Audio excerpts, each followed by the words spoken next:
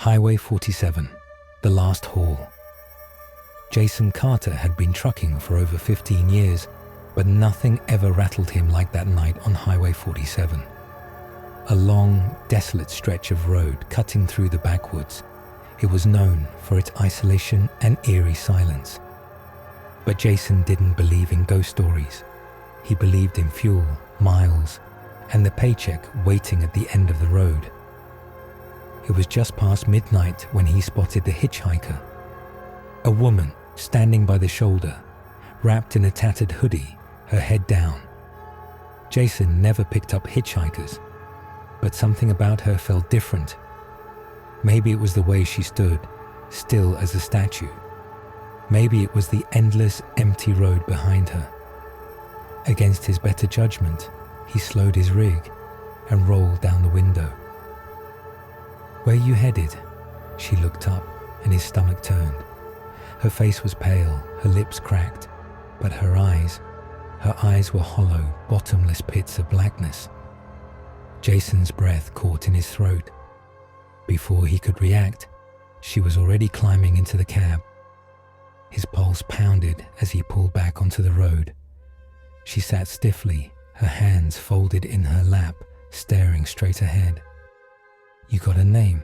he asked, trying to keep his voice steady. "Mary," she whispered. Something about the name sent a shiver through him. He had heard it before, but where? A few miles rolled by in silence before she finally spoke again. "You don't remember me, do you?"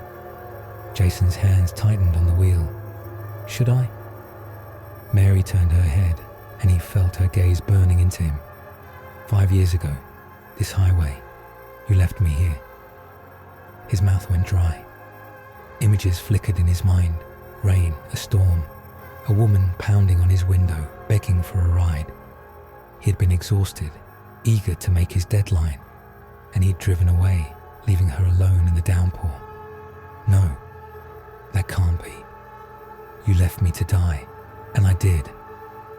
The words stabbed through him like ice. He looked over, and his blood turned to stone. Her face was changing, her skin peeling away, her lips curling into a grotesque grin. Her eyes, those black voids, widened. "Stop the truck," she rasped. Jason's hands trembled as he hit the brakes. The truck skidded, tires screaming against the pavement.